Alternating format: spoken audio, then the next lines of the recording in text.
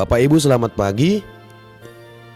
Kita bersyukur bahwa hari ini kita boleh bertemu kembali dan boleh bersama-sama merenungkan firman Tuhan untuk menguatkan kita dalam perjalanan kehidupan kita sepanjang hari ini. Sebelum kita mendengar firman Tuhan, marilah kita berdoa. Terima kasih Bapa, ketika pada hari ini kami boleh merasakan kembali berkat Tuhan dalam kehidupan kami. Dan biarlah segala aktivitas kami sepanjang hari ini senantiasa dalam naungan kuasa dan kasih sayang Tuhan, sehingga apapun yang boleh kami kerjakan menjadi berkat dalam kehidupan kami dan menjadi kemuliaan bagi nama-Mu. Izinkan kami mendengar, merenungkan firman yang menjadi kekuatan dalam kehidupan kami. Dalam Yesus Kristus kami berdoa. Amin. Bapak Ibu saudara-saudari yang dikasihi Tuhan, pada hari ini Kamis 28 Maret 2024, firman Tuhan akan berbicara kepada kita yang menjadi dasar dalam kehidupan kita. Tertulis dalam Injil Lukas pasalnya yang ke-24 ayat 42.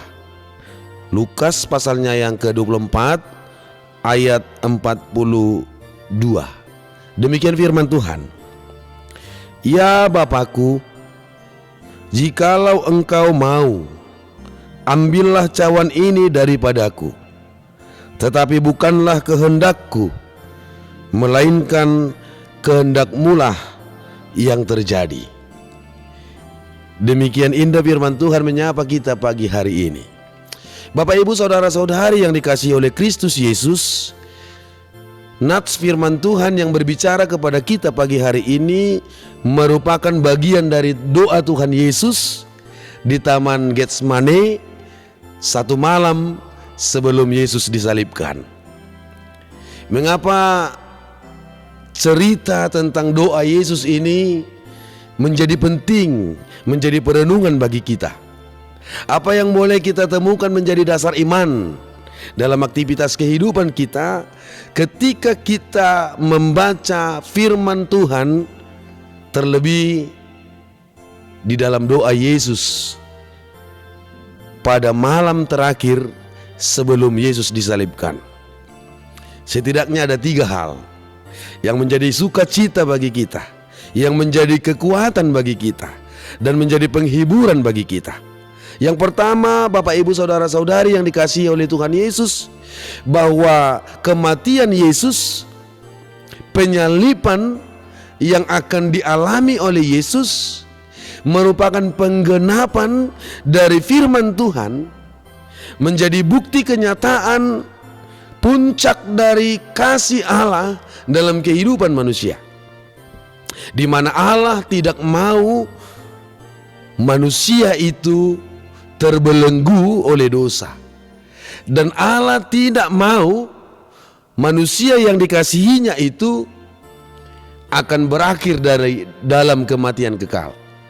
Oleh karena itu, Allah di dalam diri Yesus merancangkan keselamatan, dan kematian kekal hanya bisa dikalahkan oleh penyaliban Yesus. Sehingga setiap orang yang percaya kepada Yesus yang mati dan bangkit, maka dia juga akan dibangkitkan bersama-sama dengan kebangkitan Yesus. Maka sukacita kita pertama itu, bahwa kita bersyukur punya Tuhan yang peduli terhadap kehidupan kita. Kita bersyukur punya Tuhan yang begitu mengasihi kita. Kita bersyukur punya Tuhan yang mau menjadi sahabat, penolong, dan juru selamat kehidupan kita. Maka jalani hidupmu sepanjang hari ini dengan pujian dan syukur bahwa Allah begitu mengasihi kita. Hal kedua yang bisa menjadi pedoman kita ketika kita melihat atau mendengar dan membaca firman Tuhan, terlebih dari doa Yesus di Getsemane ini, bahwa ternyata penderitaan yang dialami oleh Yesus merupakan gambaran bahwa kita juga di dalam perjalanan kehidupan kita, mau kita sadari atau tidak kita sadari, mau kita setuju atau tidak setuju, mau kita inginkan atau tidak kita inginkan, bahwa setiap orang dalam perjalanan hidupnya bisa saja mengalami banyak hal, bisa saja mengalami pergumulan yang berat, bisa saja mengalami banyak persoalan hidup, kehampaan, kekosongan, keputusasaan, beban ekonomi yang begitu berat, masalah demi masalah yang tidak mau berakhir dalam kehidupan kita. Mari kita belajar dari sikap Yesus ketika dia akan menghadapi Via Dolorosa, penyaliban itu. Yesus tidak lari dari kenyataan. Yesus tidak menghindar. Yesus justru di dalam penderitaan yang akan dia hadapi, dia tersungkur, dia berdoa dan memohon kekuatan daripada Bapa di sorga. Ini teladan yang ingin ditunjukkan oleh Yesus, sehingga doa di Taman Getsemane ini sangat penting untuk selalu direnungkan dan diingat oleh seluruh orang yang percaya kepada Yesus, bahwa melalui doa inilah kita dituntun untuk bersikap sama. Ketika kita menghadapi banyak hal, ketika kita menghadapi pergumulan yang berat, ketika mungkin keputusasaan itu sudah menghantam kehidupan kita, jangan menyerah.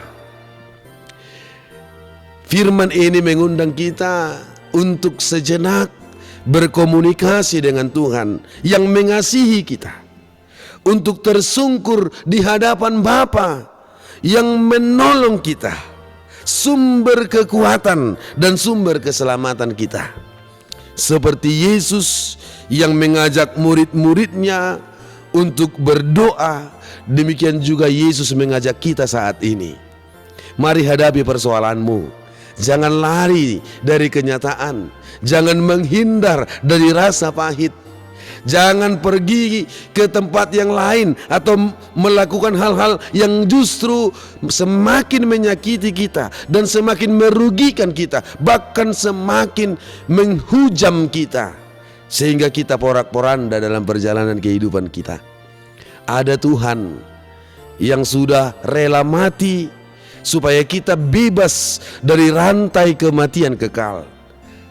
Apalagi untuk menolong kita, menolong engkau dari pergumulan kehidupanmu. Maka Allah yang baik, Yesus yang bangkit itu akan bersama-sama dengan engkau dalam pergumulan dan penderitaanmu, supaya pujian, nyanyian dari orang-orang yang diselamatkan itu senantiasa bergelora bagi kemuliaan nama Tuhan.